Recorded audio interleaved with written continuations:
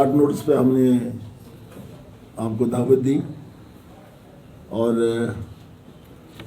शायद इतना अच्छा मैनेजमेंट भी नहीं कर पाए, इसके लिए हम माफ़ी चाहते हैं। आपको पता है कि इस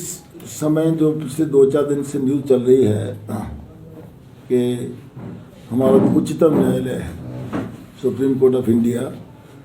उसका 370 के ऊपर फैसला आने वाला है और 11 तारीख उसके लिए सामने आई है। मैं केवल इतना कहना चाहता हूं अपनी पार्टी की ओर से। आपको याद होगा कि जब 5 अगस्त 2019 को जब 370 एब्रोगेट किया गया और जम्मू कश्मीर को 2 यूटी में बांटा गया, तो आपने देखा होगा कि उस समय भी हमारे जो ऑनरेबल चेयरमैन हैं जनाब गुलाम नबी आज़ाद साहब, उन्होंने जम्मू कश्मीर के लोगों की बेहतरी के लिए राज्यसभा में अपना पूरा पक्ष रखा और उसके बाद भी लगातार उन्होंने इसके ऊपर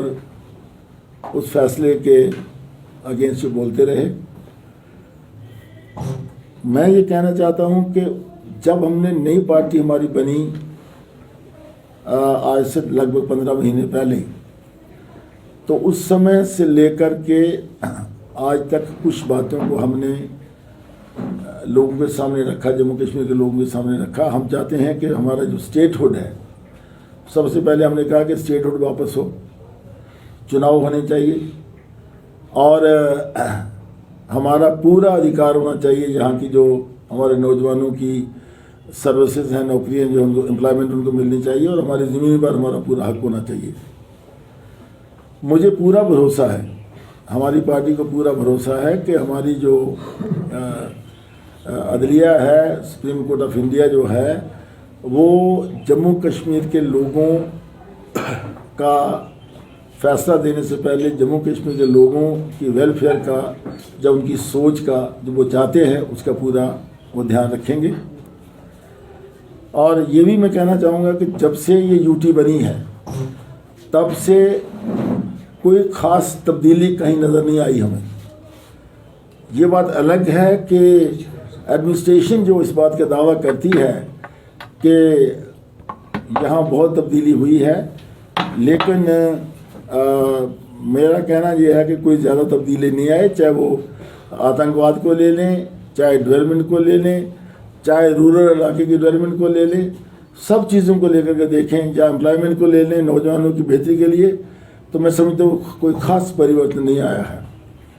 और मैं ये कहूँगा कि यहाँ तक 35A का संबंध था जिसका बड़े ज़बरदस्त तरीके से बीजेपी ढिंढोरा भी पीटती है। देखो 35A जो था, ये उस समय की बात है जब 1925 में महाराजा हरि सिंह ने जब उस समय रूल कर रहे थे, तो उसमें उन्होंने देखा कि लोग पंजाब से उठ कर के यहाँ आते हैं, सर्विसेज ले लेते हैं, पंजाब के एरिया से आते हैं और यहाँ ज़मीनें ले लेते हैं।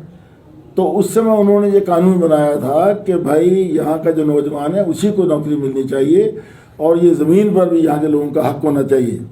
ये उस समय उन्होंने किया था और अल्टीमेटली जब हिंदुस्तान आज़ाद हुआ तो ये वो जो उसी कानून को एक्सटेंड किया गया in the form of 35A किया गया। तो मैं ये कहना चाहूँगा कि डेफिनेटली हम चाहेंगे उसको 35A कहें या हमारे लोगों का ज़मीन पर हक हो या हमारे नौजवानों का नौकरियों पर हक हो, हम ये चाहेंगे कि भाई वो कायम रहना चाहिए। और हमें पूरा भरोसा है कि जो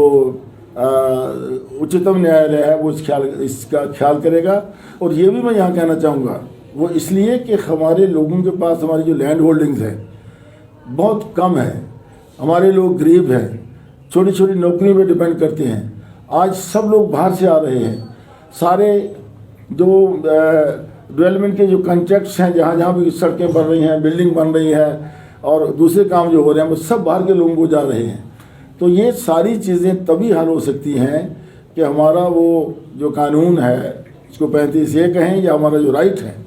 सर्विसेज के ऊपर, हमारा जो राइट है ज़मीन के ऊपर, वो कायम रहे, ताकि लोग जो है वो खुशहाल हों और अपने आप को बेहतर महसूस कर सकें। मैं इसके ऊपर इतना ही कहना चाहूँगा और मैं रिक्वेस्ट करता हूँ इनसे, सलमान साहब से, कि ये थोड़ा सा इस पर रोशनी डालेंगे और कोई दूसरा कुछ कहना चाहते हैं तो अपनी तरफ से ये कहेंगे।